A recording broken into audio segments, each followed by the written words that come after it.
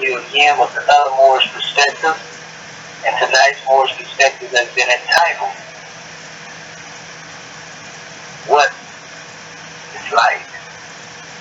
And again, that is what is light.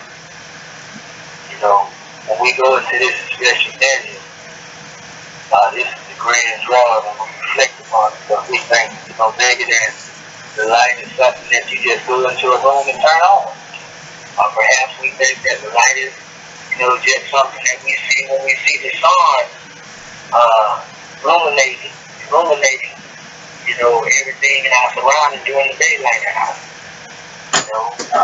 We may have many different positions when it comes to dealing with this concept of light, or where it applies here, in regards to dealing with this special subject matter and lesson. This will be the measure. And we hope our Moorish kid got the paper and the pen on handy, because we're going to hopefully bring about some enlightenment to our Moorish kid, that they may be able to not only utilize and uplift themselves, but also when you move throughout the highways and byways of their fallen humanity. This is indeed a grand measure. We look forward to hearing from our Moorish kin, and also being able to get a portion of the wisdom that our Moorish kin will bring forth to us as well, so that we can get a drawing and therefore sit down and counsel and mastermind, student at depths, swift angels, again, be able to bring this measure into active use. It's one thing to know what the light of our Father God Allah is. This is another thing to be able to use the light. Because as far as we know, light is always been utilized, to again illuminate in a special environment. It's mainly dealing with darkness. And this is exactly what we're talking about now. Only again, we're not going into a room physically clicking on the switch, or clapping your hands, motion, movements of detection, bringing forth this drawing. Again, it's dealing with us going within the self and being able to use the light to guide us out of the darkness of our own false sense of reality. That's what we're going at now. Because it is the same false expression of life which will cause one to think that they, are actually in tune with the light. If one is not careful, they'll be thinking they got the light, because a man told them that they had the light. And this man, he'll say, you got the light, so now you got the light, because he said so. And then when he says, well, you don't have the light, because he said so, then he took the light. So in all actuality, that's limited life. And I liken that to, when one go into different organizations, and strive to be, members of different secret societies and so forth and so on. And first thing you hear them talk about in Masonry is, I come seeking light and more light. And being brought out of the darkness. And lo and behold, 15, 20, 30 years later, one is still, stagnant, ain't moved no further beyond the point in which they started. As we say, one always beginning from the point from which they started. This is indeed falling by climbing. And if you're going to be able to climb that golden ladder that Yahushua is climbing in this special chapter, you can't be falling by climbing. So give on the side more as you can. And before we go any further into this measure, I actually wanted to wait until I begin to open up and call forth one of our Moorish kin, a volunteer to read from the book of Bible. That will be page 315 to page 317. It's actually dealing with activation, activating the third eye. And then one can actually end at Again, 317, page 317, that's a support that was actually placed there. And then we'll move further into our message tonight. Islam. Is there any more? Islam? Can you hear me, Mom? Yes, ma'am. Loud and clear, Grand National Secretary. Praise the Lord. Just give me a moment to turn to the page. Yes, ma'am. First of all, I want to rise, giving all praises to our Father God Allah.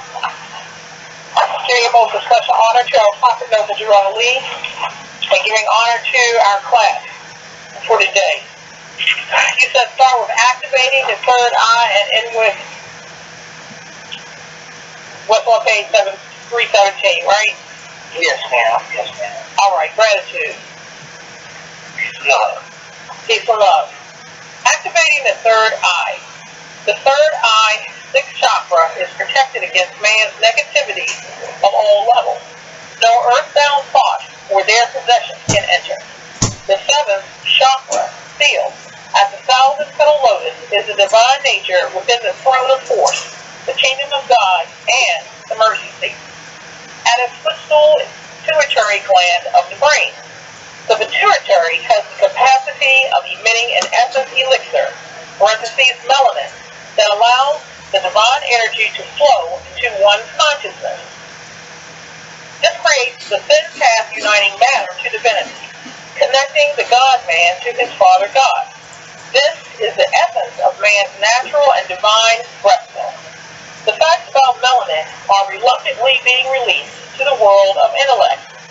It has been held back for centuries because European powers did not want the world to know the African peoples naturally have a highest concentrate of melanin than any race.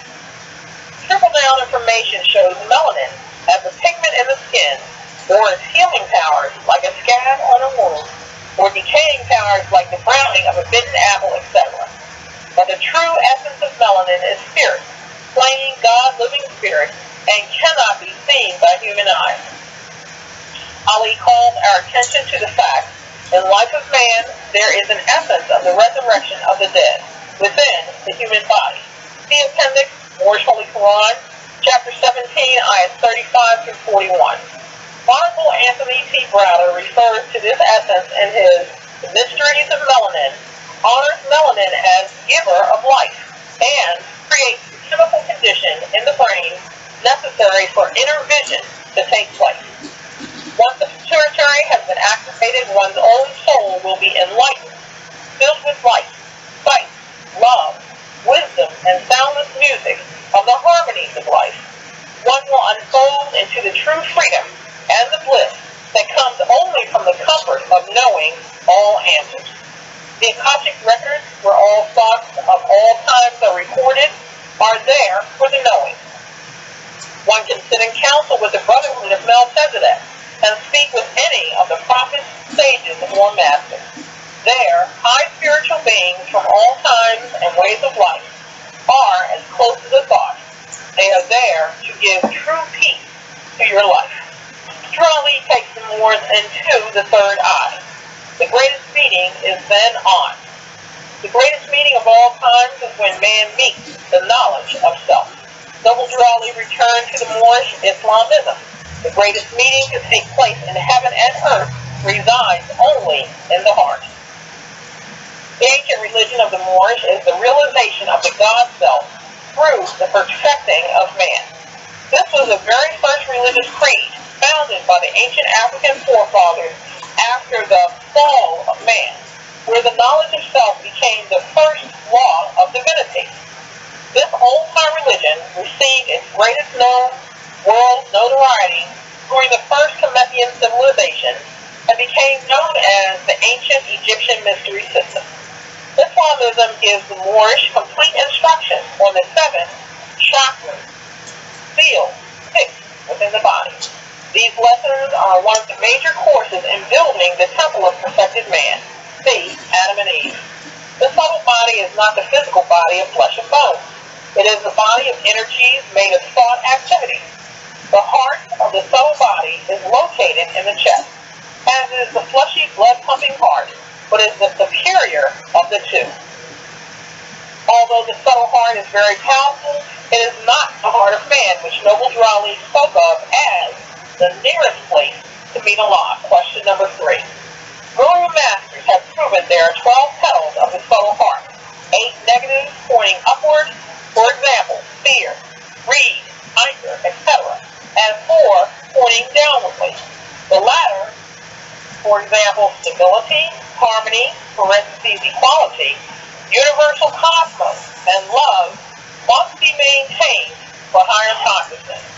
The real heart is at the crown of the head, called the Saraswara, parentheses, the 1,000-petaled spiritual center, not in the chest.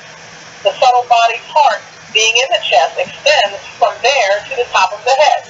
And the chest is the seat of all psychic powers, and is often mistaken as the heart of man by those who believe man is what he thinks. Behold, the heart of man. Sharif Abdul Ali, parentheses, Arabic attributes, Noble Drew Ali, a perfected being, instructs all Moorish Americans must keep their heart and mind pure with love. Act 7. This purification is the only straight path leading from the heart of man to the heart of Allah. After man's fix has been purified, a higher consciousness will be attained. Purity is the utmost requisite to entering the third eye. Every major prophet and mastermind has repeated this. How many times and in how many ways have we heard only the pure in heart can recognize the king? Upon entering the heart, there is great brilliance, then a blue light with a golden halo. Ali often spoke of taking his good Moors beyond the sun, moon, and stars above the blue ether. Inside this blue light, one can hear tides of celestial music constantly and omnipresent.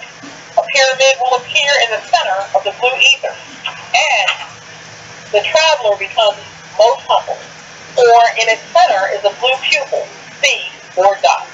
The masters call this blue pearl, because one must delve inward deeply to reach this divine treasure, which is the loftiest state of every man created by the great God. It is the pearl of self-realization and makes one filled with the wisdom of his God state. No person is ever human again once they've seen the blue pearl. He or she has realized their God state and are himself or herself the truth. Yet, even as small as it appears, still, the blue ethers beckons one to enter. All who enter here meet Allah and the all of love and are one with the absolute liberator. This is man's final abode, his divine inheritance, and the pyramid held the key to his vast estate. In Egypt, the ancient ones call this perfected man.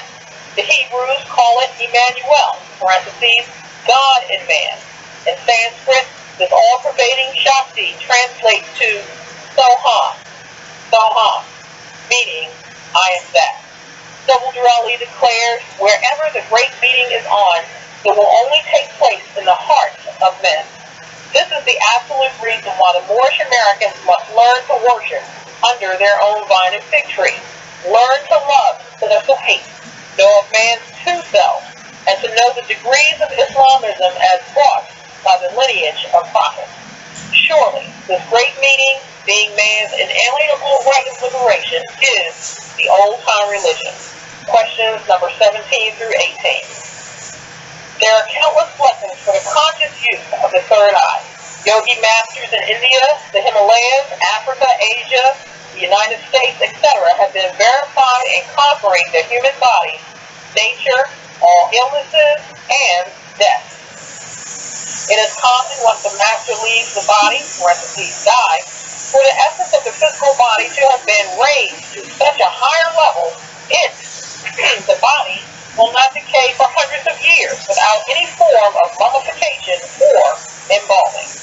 True life is meant to build the temple of perfected man. It is with faith, hope, and love which man must use to reach up to the dome of purity in life. Moorish Holy Quran, chapter 5, ayahs 20 through 21. This is the true meaning and purpose of the third third eye. The powers of the Illuminati, which is Freemasonic United States, and other slave nations of the world are illusionary myths. They possess the symbols of the third eye, but are oblivious of its use. Man, who dares enslave the world when he knows he can enjoy his tyranny but for a moment, what would he aim at if he were immortal? Moorish Holy Quran, chapter 39, ayah 23. This is why Noble Drew Ali constantly instructed the Moorish of the necessity to learn to love instead of hate, and to know of their higher self and lower self. Meditation and reincarnation has been all but removed from Christianity's Bible and the other religious and holy books of the world. Noble Drew Ali says Allah has exalted thy mind with the powers of meditation. Moorish Holy Quran, chapter 35, ayah 20. This author recommends all men seek out a living master of meditation. There are a few dozen worldwide with thousands of ashrams, sanctuaries of thought, in every country and hundreds in the U.S. Actually, once the Moorish come into their own, all these blessings will be provided to them. It takes a spiritual guide, a living master, not a religious leader, to take you through the 6 seals to your third eye. This is not to speak negatively of the earth's religious leaders. Indeed, both capacities speak for themselves. A religious leader, at best, can only lead a person to one or more religions. This is merely because religion or religions are the objects of their search. Whereas a spiritual guide, having been to the spirit, can now guide to the spirit. From there, one places their hand, mind, into the hand of the Creator, and the great meeting will be on. There is no need for a middleman between you and you as God. As a word of caution, a true master wants no pay, money, etc., for leading you to God, and you can retain your religious preference. Religious preferences, symbols, rituals, or sacrifice of any kind can never bind true spiritual leaders. In fact, masters insist upon it so you may be able to show your brethren the straight way. Besides, this was the way Yehoshua went then. He himself became the way, the truth, and the light.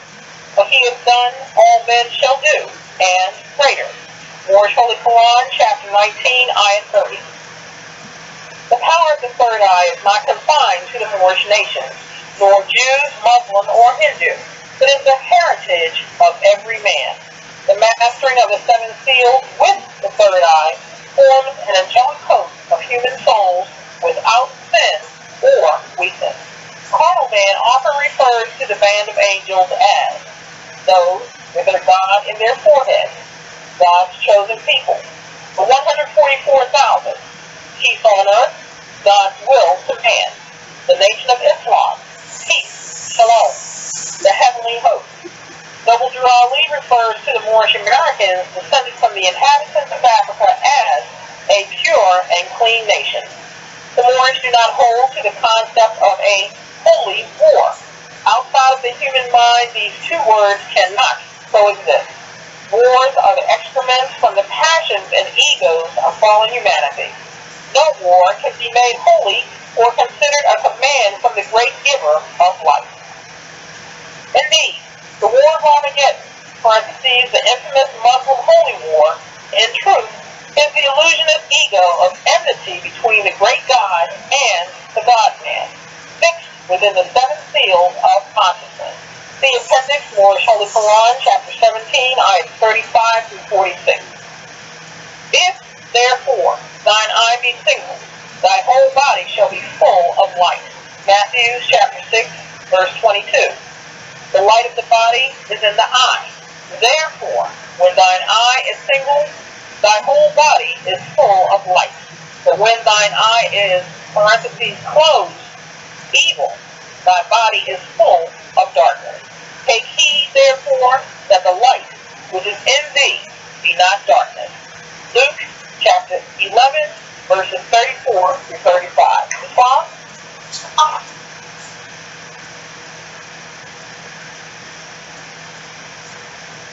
Islam, thank you, Grand National. National Secretary of the State. We give honor to you for that lady. We also give honor to Sister Tarika, Brother L. We give honor to our beloved Sister Michonne, Sister Common Bay as well. It's a grand measure to come forth again before our Moorish kin. And Moors, that special measure is a very powerful measure in regards to dealing with that special question of what is light. You know, we are told, you go to Ayat 11, you know, it's but the absence of light when you deal with darkness. Then the question came, what is light? You know, it's but the breath of a law of vibration, the rhythm of rapid thought. So if we were just limited in our perception of life, you know, along the line of just seeing something being illuminated before us, then we have a misconception of light. So when we are being guided by the light, if the light represents the breath of Allah vibrating in the rhythm of rapid thought, then when we are thinking, you know, along the lines of that special rapid level of vibration, we are being guided by the light. And that light is within all of us. It is within, you know, every one of our Moorish kin who are here within the sound of my voice, you know, tonight. You know, it's within even those who may not know that they have light, which is one of the reasons why many are so easy to be misled by those who claim to have the light.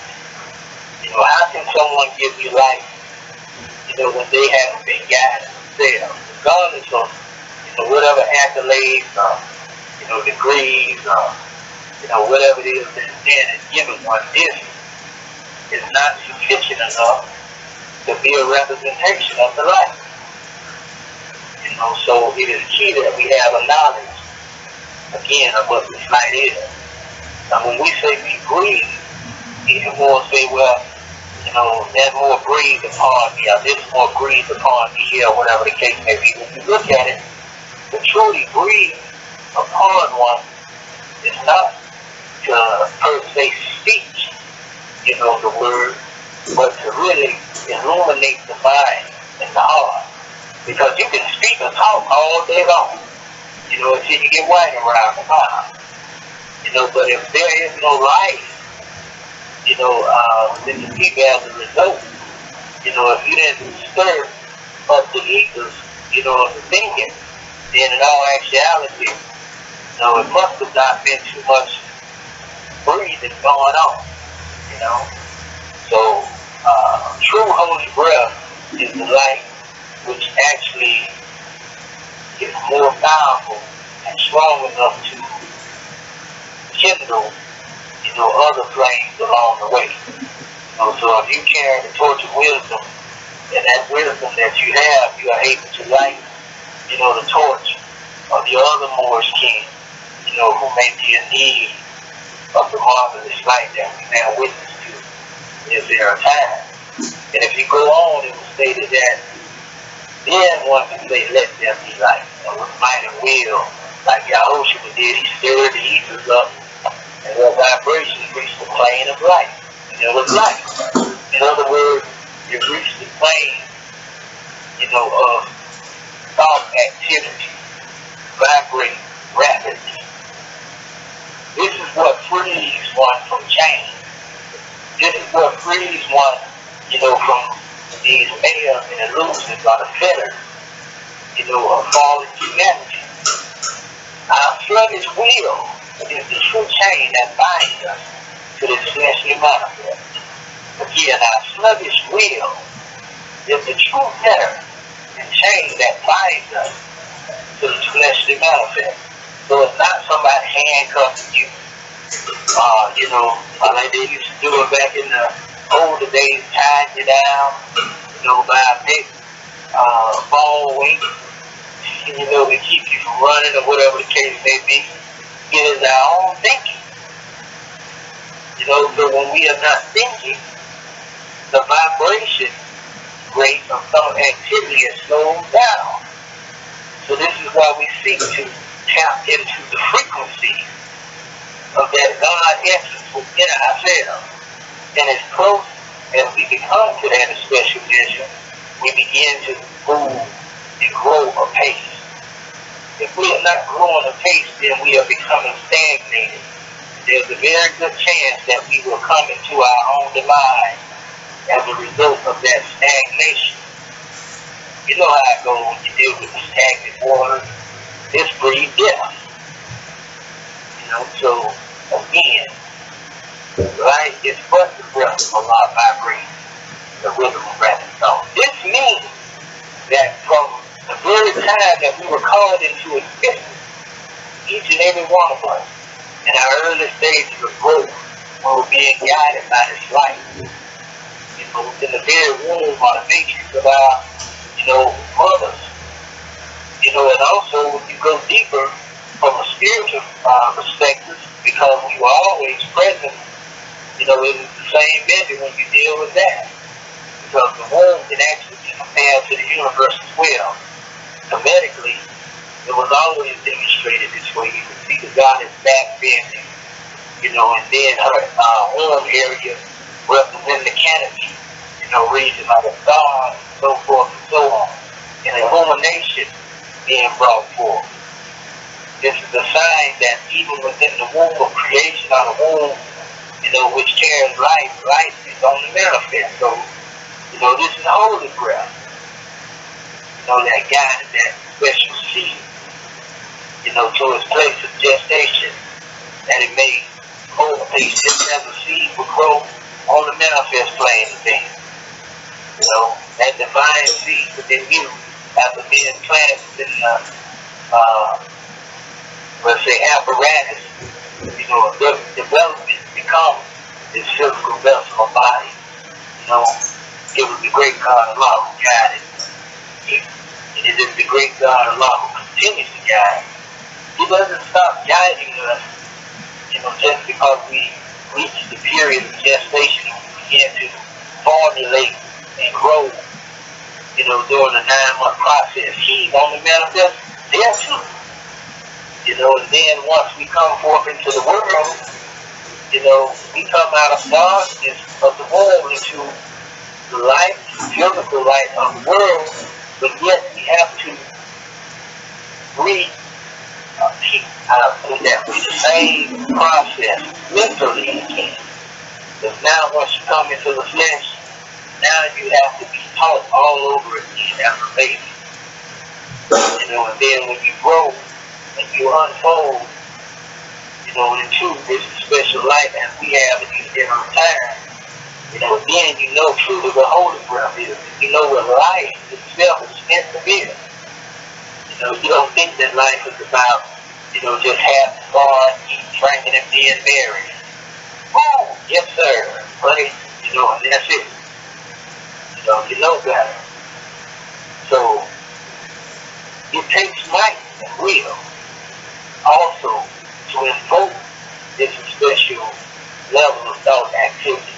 We have to be, we'll say, fortified, I'll put it that way, affirmed, within our grip of the gospel cloud, and our will being one with the gift will, in order to be able to stir the ether up and cause the vibration of our thoughts to reach the plane of the light.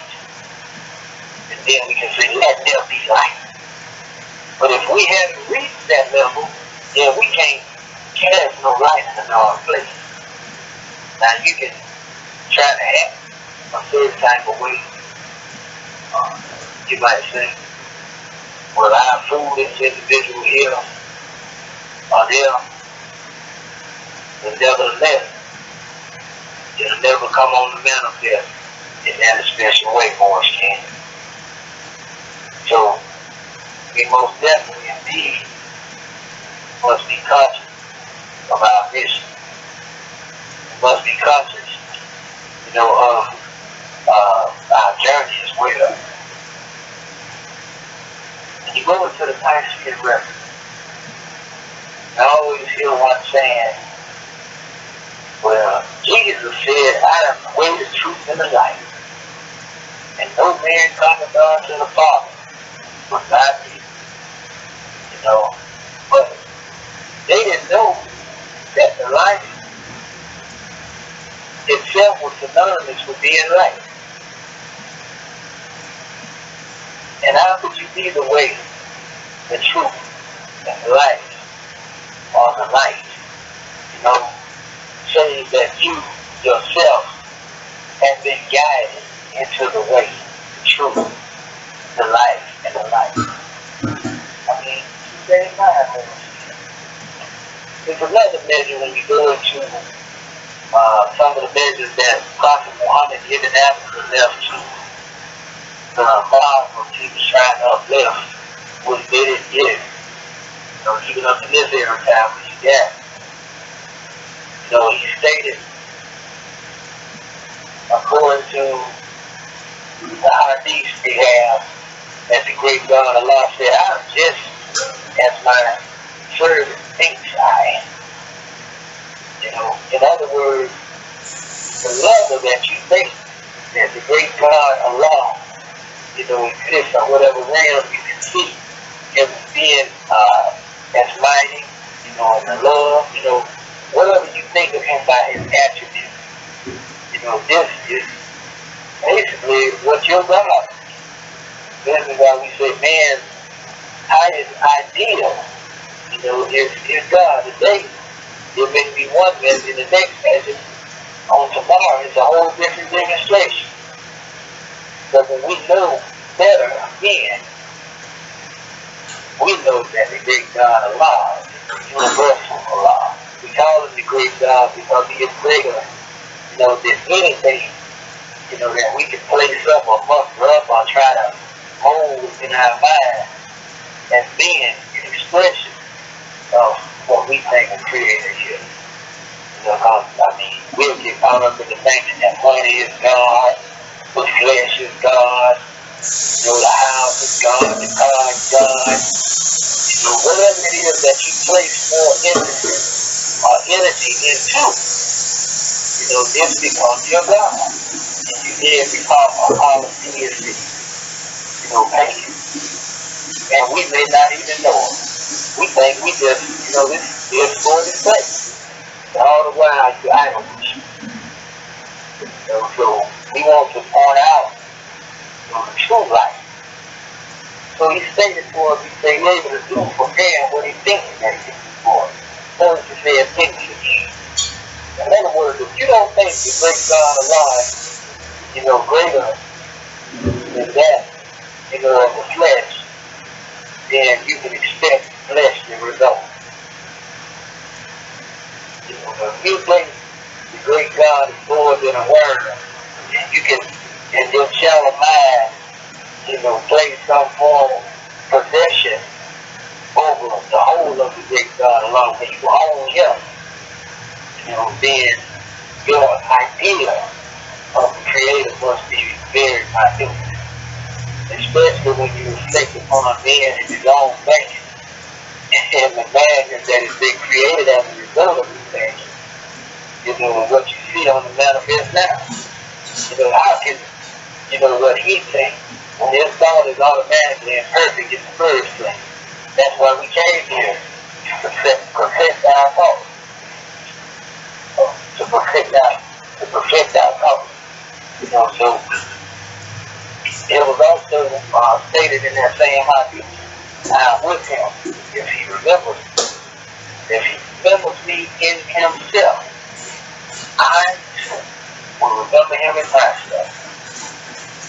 And he will remember, if he remembers me in a group of people, I remember him in a group that is better than they.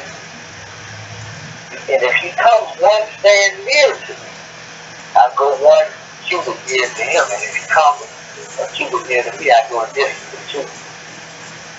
I'll stretch arms near to him. And if he comes to me walking, I go to him running. Now think of all of these different connections of going toward the great God Allah. You know, this walking, the outstretched arm. Think of this along the lines of how we draw here in this era now. We know the hand is symbolic to the mind. We know the arms of Allah never weak.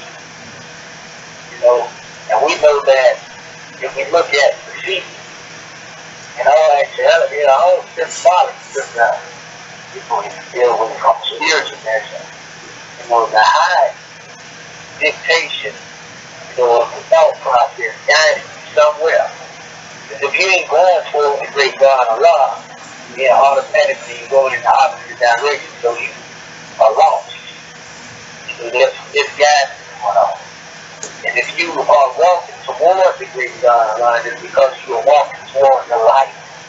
Not literally walking toward the light, but you are being guided by holy breath into the divine light. That's where you go into the running process, you know, and you even also says in one sense that when you go toward the running, you about 4 feet 5. So, in other words, in any attempt to go toward the great God Allah, you know, He's leading you with a greater mission.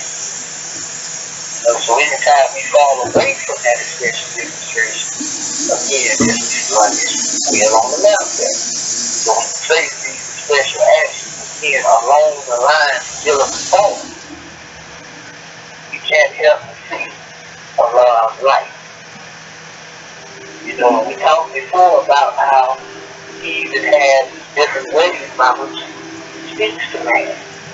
You know, and in one aspect, He draws the veil over Himself. He draws the veil over His life. In other words, you can see the light of Allah within your own skin if you would take it. Many in this era of time didn't see the light within our holy prophet. And they don't see the light now. You know, they don't even know that, you know, when you speak of the holy name of our prophet, that really you're speaking of false activity, you're speaking of light. You know, how does that relate to thought activity? You know, Hajj in itself represents the pilgrim. And if one is not willing to accept that special portion of our holy prophet's name, then they are basically people. They are trying to steal the prophet's moment, you know, of being able to make that special pilgrimage or that Hajj, you know, that bitter and disrespectful. You know, from one man, I just want to point that out. But, you know, the true pilgrimage again is for men, but yet he also went on the physical journey as well. Simultaneously, you know, he did both. The transformation or the transmutation process took place in his journey. So when you speak of the Hajj, where did he left the state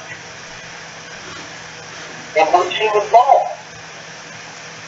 You can look at it physically, leaving North Carolina and leaving, you know, all leaving the United States and so forth. Left and people who were in a dead state of mind. And when he came into his destination, he bore witness of his life. And now he has his life that he could guide us. So the heart took him from darkness and light. You know, when you speak of him being Sharif, wouldn't I put it this way right here? Ain't a conscious Muslim in their right mind, you know, that have some sex would actually dispute that our holy prophet was Sharif. You know, Sharif itself means noble. And when you deal with nobility from a divine perspective, this actually deals with the light, and we'll get into that in a minute.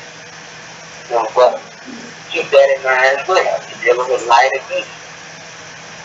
You know, when you deal with ABDUL, you know, which is also a portion of his holy name, being a servant of the great God Allah. For some people in certain translations, they use the term slave, and, you know, a negative aspect. You know, but really, that's the core attempt of one trying to explain exactly what it meant, you know.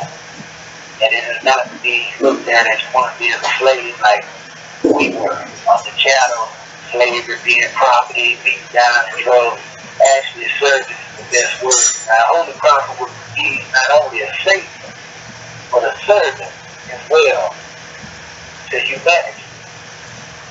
Remember, even in that hadith I read earlier, you know, Muhammad ibn Abdullah stated the great God Allah said, I am just as my servant, or they his servant on slave thinks I am. You know, I can do for him what he thinks that I can do for him.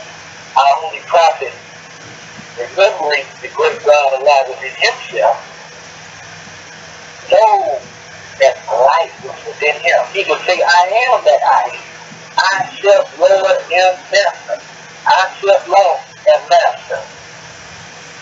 You know, I like, they said during the time of praying 13 extra, I separate Lucifer and man. All of it really, it's all. You know, beautiful way out of brother put the men together. But, you know, when you go into dealing with, you know, remembering the great God Allah within yourself, this is one of the acts of the soul. You know, notice if he remembers me in himself, if he remembers me in himself, I'm going to say it again, if he remembers me in himself, that automatically is mind of the Mars and brings us to the thought of who made you. When you say who made you, that means, and you respond Allah, and you remember the great God Allah has given you. It's the same measure. You see? And we can go into, you know, other aspects of it. The 5 actions of the soul. Thinking, believing, understanding, and last but not least, remembering. That's all. So, Allah does speak from behind the veil. He veils, you know, his life, you know, by means of those who are capable of carrying that spiritual potency. Those who can carry that latent power. And not only carry it, but also those who are able to invoke or activate that special power at the will of one's own use. It's wrong. There was even a measure in the Old Testament in the Nicene record where they were talking about, you know, when one seen the face of the great God, a lot of his countenance fell down dead. You know, this life was too great. You know, a lot of people romanticize about life and so forth and so on. You know, our Holy Prophet said, I can tell you some things that'll turn your brain into water. You know? So, that's a joy as well. We're dealing with the taste of the great God of Allah. You know, we're not dealing with this fleshly expression. There's a measure where it speaks in the Grand Quran itself. And on this earth, everything appears, but the face of the great God of Allah will abide forever. Full of majesty, beauty, bounty, and honor. You know, there's a measure that you hear me and the chairman and all Muslims always quote when we refer to facing to Allah belong the east and the west. Whensoever they turn, there is the presence of the great God of Allah. So Allah is all pervasive, all knowing. Right there in the Grand Quran, and those so-called Muslims, you know, in the East, and we're not speaking right now, because we're on how they have a book, but can't even see it. Just like the Christians, you know, have certain things that remain, even though it's been chopped up, sliced and diced. You know, they can't see what has been given to them. It is because of who has been allowed to interpret these messages to them. So both of these special, what we call religion, you know, has been hijacked, you know, by Zionist philosophy, hijacked by Western Freemasonry, you know, hijacked, you know, by European, you know, slave breaking, you know, doctrine. So you can't expect these special lessons to be demonstrated as we demonstrate. But I carry on. know in one measure the future of Ali versus the children. That's something that I can do a long time ago too. But they have a commentary.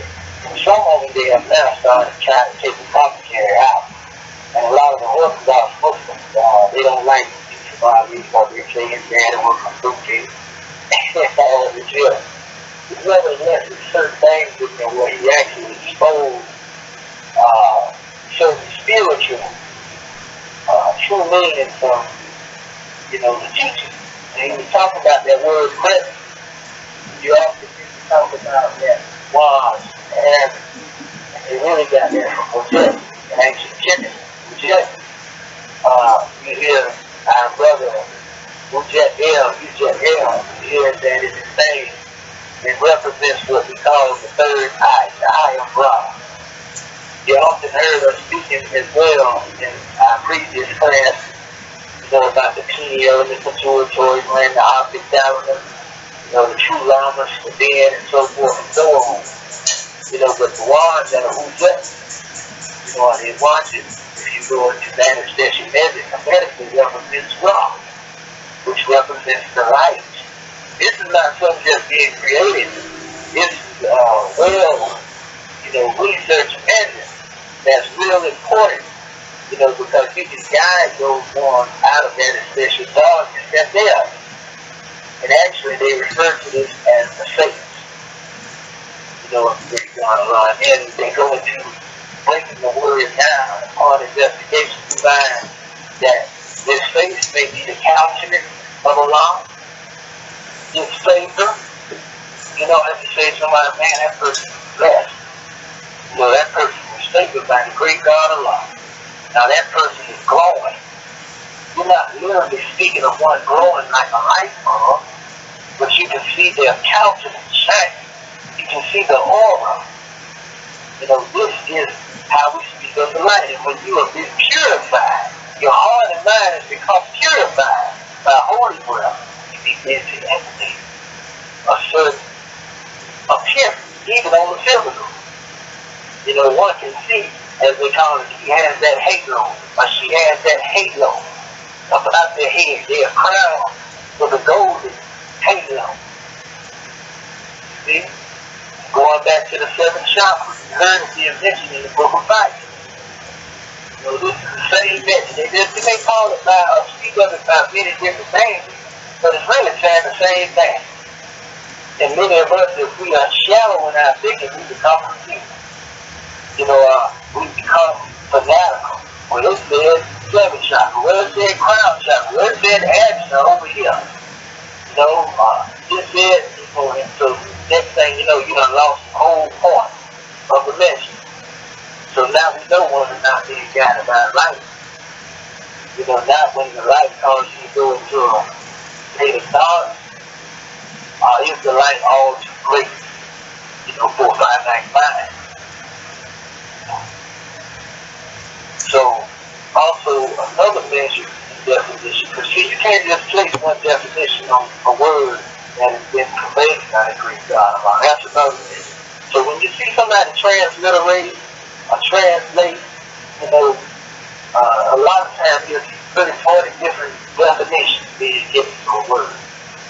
But fix not on one word, fix not study. Just get the drawing, it can grow. So the honor, the glory, the presence is another message that's applied to the face of the great God of Allah. His call of the state. Also the first part of the beginning. Like they say, in the beginning, let there be light. This is speaking of the activity of divine thought manifested. And he said, let there be light. The ethers were being stirred up within creation. And then, after that special, breathing forth, came cherubim and seraphim. The seven creative spirits and everything.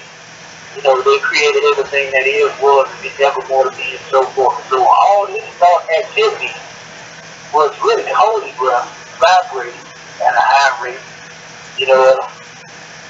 thought activity. And one of the most important definitions is the same word was going through them. It's the last one. Nature. Inner being. Essence. Self. And so it was concluded that the faith expresses the personality of the whole inner self of man, woman. In other words, ish and issue. This is who you truly are. This is how you become light. You're not bound by time. You're not bound by, the carnal sensations which bind, those who think along the level of human, down. I mean, I know we got to deal with it more as she comes to here, but we don't have to stay there. We don't have to succumb to the flesh. We don't have to succumb to evil. We don't have to descend into demons, hatred, slander, murder, terror, and everything that are. We have been given the ability to choose and therefore exercise our will. And if we choose correctly, then we will align our will with that of the great God Allah. But first, you got to have some guidance out of that dark thought pattern. And once we have guidance, then we come into the light. Let's go further on into it. We ain't going to be long. We're going to open up the floor for our Moorish kids so we can get a drawing. That was a measure right there in the Grand Quran. Forgive. And you hear me utilizing all of the books, Moorish kids. All of the books. We draw circle 7. Make no mistake about that. But we scientists of it here. And the whole purpose is we may have the Moorish kids who have come from a particular school of thought. Most likely those were here in this era time. They probably came through the halls of, Christianity. Some may have came through the teaching of, Islam. Some may have came through masonry or whatever the case is. So one is being considerate about, where our people come from.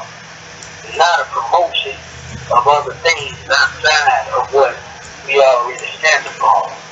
It's reaching out to the people. But again, in the Grand Quran it states, Allah is the light of the heavens and the earth. And you hear me say this all the time. This is a powerful message. Allah is the light of the heavens and the earth now.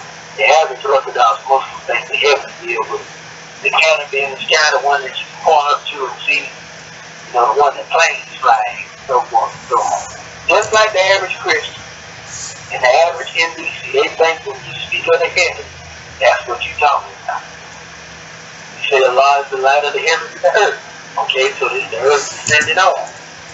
But from a higher rate of vibration, when you think the heavens represent the highest expression of your thought activity. And it was actually stated that, in the book of Bible, when you heard the Grand National Secretary of State read when she was speaking of one being content. As a matter of fact, in that one measure, it was speaking where it said such a body is not the physical body of flesh and bone. It is a body of energy made of thought activity. That's key. The subject body is not the physical body of flesh and bone. It is a body of energy made of thought activity.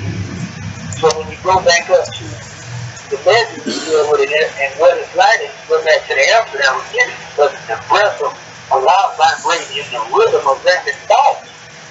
There you go. There you go, right there. So that light of the heaven is dealing with the light that is within your mind, within your heart, because the heart is mind is connected because there's a ladder which reaches from the heart of man to the heart of the great God Allah. So how else can you climb the ladder without divine light, guidance being on the manifest? It's wrong. So Allah is the light of the heaven and the earth. This is what it is stated. This is Surah 24. It's called as a matter of fact. Allah is the light of the heavens and the earth. And the parables of his life is as if there were a niche. And within it, a lamp. And a lamp enclosed in a glass. Now remember, this chapter that we're dealing with here is the soul as well. In the glass, as it were, a brilliant star lit from a blessed tree. And olives. Listen to all this Moorish symbolism. These are the east doors of that. Whose oil is well and luminous, whose fire scorn touches light upon light. Allah will guide whom he will to his light. Allah will set forth parables to men, and Allah will know all things. Yes, with such a light in the houses which Allah hath permitted to raise stars.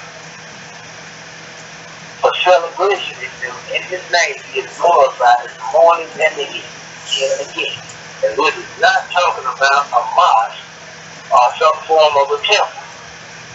The houses that have been permitted to be raised represents that the special individual. Life is said to build a temple of perfected man. So this is where the true worship takes place at. Divine acknowledgement of the Creator. Again, within. Right here. And notice it says light upon light.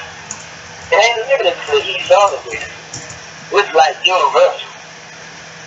And it talks about that brilliant star. You know that's that 5 part of the great star. The Muslims never gave an exegesis, to this special portion in the Grand Quran. But we have the wisdom to be able to see.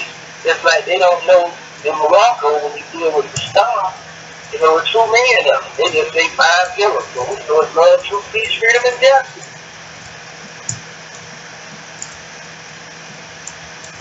We live in a society where when you deal with what we call religion, man is being trained exoterically. In other words, on the outer expression, and not esoterically. And not being trained to deal with the inner aspects. In fact, they're being trained to stay away from that. So if you don't understand it esoterically, then you don't have a time that you will get to bring joy and understanding. So when we say Allah, we have this light of the heavens and the earth. And now you break it down. Allah is the light of the heavens and the earth. You said the heavens represent the high state of one mind. We call it Adep chamber, third eye, above the neck. We got to hold the sacred grove. These are some of the names that you can find within the way we express this. You can say it represents the dwelling place of Ra, second Aru. Ra is the light, the all-seeing eye, the Allah's confidence. All of this represents guidance. We're going to go all the way across the board and make sure our moors get the draw. And the niche itself represents the mental plane. When I'm speaking of the niche, that especially means the soul, God. You got the lamp of the light, which represents the spirit. This is the bar. You go to your car and your bar. Talk about this all the time. Right? In the glass of enclosure, this represents the physical body, which is all the key to broken physical body. It's just like glass. But the brilliant star in itself represents the divine apparatus. This is the MOOR. This is the day star, the ancient Kemetican order. This is what our holy prophet expressed when we deal with his holy name, ABDUL. He was the day star of this era of time. Ali, the most lofty among us, most high. One who is the light among us. Yeah, I said it. Our holy prophet was the light, is the light, and shall remain the light by which we are guided. This song always can. And one thing I do, I give honor well to our beloved brother being taught by the angel Jabril and preserving those teachings. Even though the Arabs couldn't see it because we was able to get it in this era time and given our Moorish kin a drummer. There was even a measure where he actually stated, he said that Allah the exalted and the glorious will carry the heaven from the day of judgment upon one finger, and the earth upon one finger, and the mountain and the trees upon one finger, and the ocean and moist earth upon one finger. In fact, the whole of creation upon one finger. It's like putting everything on all the 5 fingers, right? And then he would stir them, say, I am your Lord, I am your Lord. And thereupon Allah's messenger smile testified what the scholar had said in the verse, and they honor not Allah with due to him, that which is due to him, and the whole earth will be in his grip on the day of resurrection, and the heaven rolled up in his right hand like a scroll. Glory be to him, and I, highly exalted, is raised above what they associate with him. This is what he said, highly exalted is great. He didn't use the term Allah right here. Great, R-E, that you see in Kennedy. This is what it says now. So he actually used the name. You know, I invoked the name of Divine Light in Kennedy. You know, but people look over that type of stuff right there. So when you look at that term, you know, ray on the light, raw. You know, this is where you get your ruah, your spirit, your ruah. In the Hebrew, your spirit, your race that comes forth from the sun. All of these things deal with holy breath. It's thought activity. That's what light is from a divine perspective. Not physical sunlight, but divine sunlight. It's long. And then it went so deep to where it was placed even in, you know, the invocation of certain attributes. El-Rahman, El-Rahim, E-Rahim, A-Rahim, El-Rahim, Rasulullah. You hear them say that, a messenger of light. Ra'el, Israel, you see? As they got a, it's Rasul, all of them, their life everywhere. You know, when referring to the angelic host. So when we speak of that life being thought activity, you know, you yourself, remember, spirit man, clothed with soul made in the form of Allah, this is the highest self.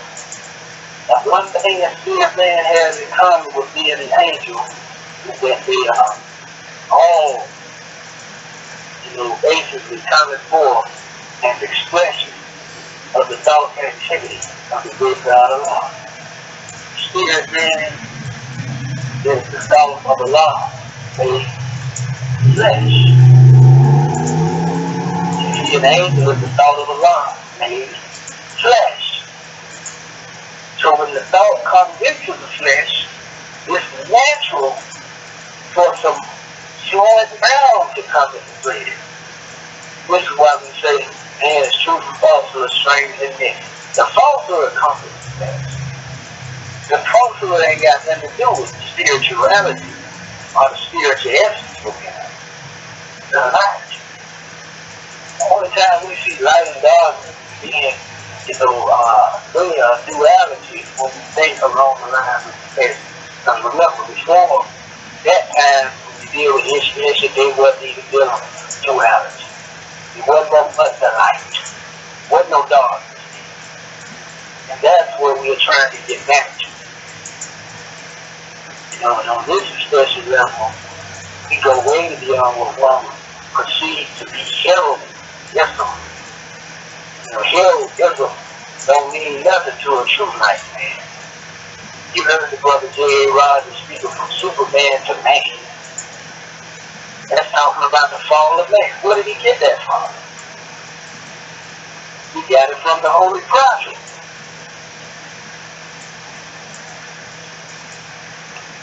So whether or not we possess the light, it determines on our thinking, our thought process, our level, or the frequency, if you will, of our thoughts.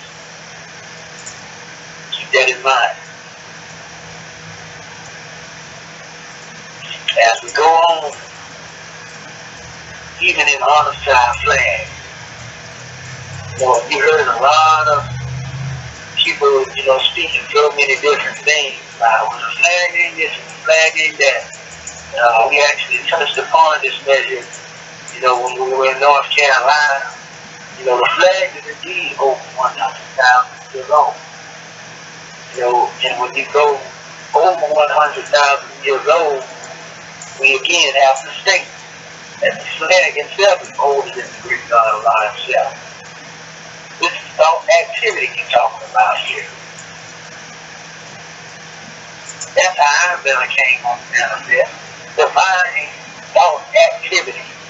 It became manifest within the mind of a divine man amongst us, our Grand National Cherub. Cherubim and seraphim wove the cloth, and the cloth became thought activity made manifest, in order that we may be able to get the drawing, if we can see it like it.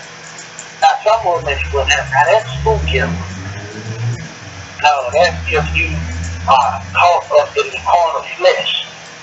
We don't want to hear that excuse anymore, especially from a conscious mind. We don't deal with spooky, we deal with realism of it here. That's the excuse of why you don't want to go into the divine aspect. That's the reason we can't climb into the heights and be able to purify our hearts and minds. But we want to read in a scanty way.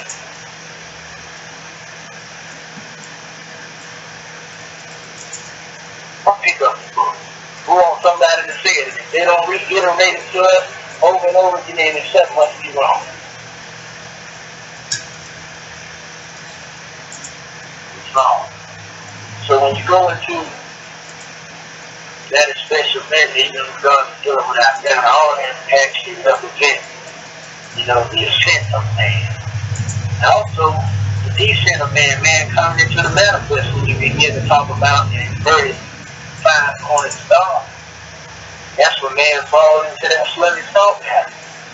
Prior to that, you deal with the mighty matter being a living manifestation. You're talking about a pure thought activity on the manifest, uncorrupted by the veil and illusion that one come into contact with as a result of spirit clothing itself and soul.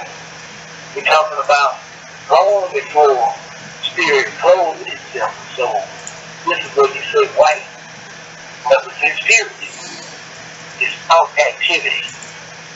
This is the light that we're referring to, you see?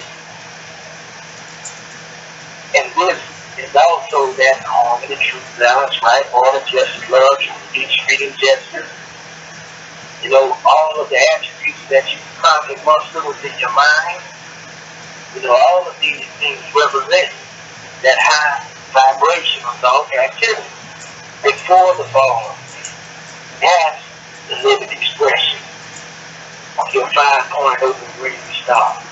The living expression of the principles which we represent, that in which we stand upon. In the Grand Quran, that was also a measure when they say that the spirit ascends unto Allah that appeared as if it was 50,000 years. In other words, what you perceive on the manifest as being 50,000 years, and we look at that as a long time, that ain't but the twinkling of an eye. That's gone, out of there. Snap of a finger. We think that's a long time though. But this is how long if man were to sit there and observe trying to watch the spirit ascend back into its original state. This is how long it was seen. And it took the same amount of time for man to fall. Around about 50,000 years ago, that's when they say, if you go into the history, most documents record that, man was just starting to, reawaken, create certain things. Even though the God essence was always going to manifest prior to the spiritual aspect of things, that's when man built the first pyramid way back then at that time. But yet and still, the flag was on the manifest. Blood, truth, peace, freedom, and justice was on the manifest. While man himself was developing to become civilized in his thought pattern, if you will. When I say that, this is not to go into the Darwinism aspect either. In other words, we were saying at a time, man again had to begin to be retaught. He had to learn the divine light and guidance was placed differently. That's when he began to, after coming into contact with the essence of self, tap into that light or that guidance, and he started drawing petroglyphs, and later on they became hieroglyphs. And later on, you got metal. He started charting the course of the stars, and so forth and so on. Circumnavigate the stars. All of that under the guidance of the light of the great God of all. But this was only when the thought activity, itself was moving at a rapid, rate. We were already in that state, and when we came into the flesh, we fell into the sluggish will, so we had to try to get back again. And still, in this era time, we're trying to get back to that special state of mind. And just by us being able to say, we're the return of the ancient one now, that lets you know where we at. We know what time it is. And we know what must be done. We know this is a new era of time. We don't even measure time by anything other than psychology, which is what we just mentioned a few minutes ago. Because these deal with specific events that are important. When we deal with the historical aspect of recording things. And we don't get caught up in every minute, second, hour, and all of these demonstrations. Here's a night trying to deal with the past, the present, and the future. And life don't have to deal with that. Life is not bound, by those special expressions, not bound by it. You can calculate how long it takes, for a physical expression of life. And man can barely do that success. But you ain't gonna put no calculation on divine life. I don't care what type of instruments you got. I don't care, how you try to trap quantum atoms or whatever it is, because that's carnal mind, European thought pattern. We always trying to do, things, extend their mind, their own level of existence. And we know what happens with that expression. So that comes with that heroic thought pattern. Heroism makes you think, about God. And that's the same mentality that Pharaoh had. And that's what caused him to fall. And when I say Pharaoh, I'm speaking of those type folks, individuals that came on the manifest and usurped the throne, and then basically ended up taking over Kemet. And those were the ones that continued, as they call them, Egyptians, that were there with Moses. Prior to that, the ancient KEMETICAN, they knew the truth, they knew what it was. And they had to go underground and they formed Silent Brotherhood to preserve the truth. And we have received that truth in this era of time.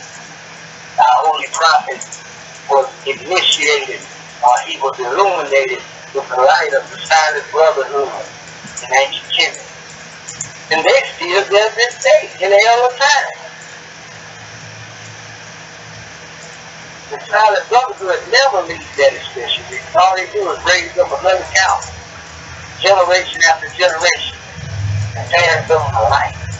I had one of the members, MOOR, you know, at least he was trying to forget himself in country, you know, but it really wasn't social media talking about our holy prophet was an idea and life.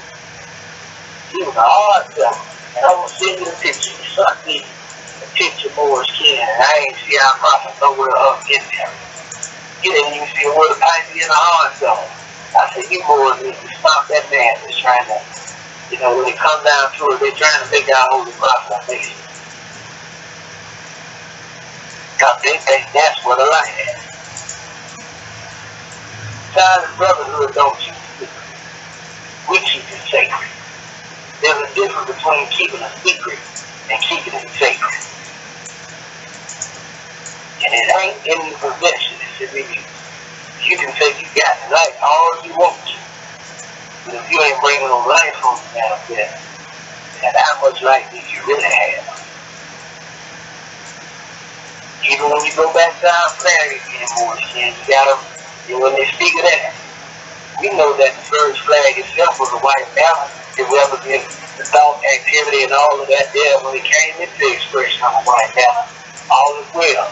But when it reached the rate of the atmosphere, that's when it came from the stage of being pure white and the rate. In other words, when the thought of man came from a level of divinity, a heavenly, into the atmosphere or the rate of the atmosphere, you know, this survival of the best demonstration come on down. You know, I got some God up in me, but I want to conquer the God in you. You know, and I see in you, and that makes me a bigger God. So, you know, if I can shed your blood, you know, and there it goes. Like that demonstration that you say, I'm coming on TV years ago to highway. If I take your head, I can move out. Stop it. You know, but nevertheless, you know, this is why, you know, you see things that you see about in the very time of we're ready to go back to that pure white expression of our champion announced that a little while ago. Nevertheless, it really represents the expression of time. And it begins to make that expression transmutation or transformation as a result of our thinking.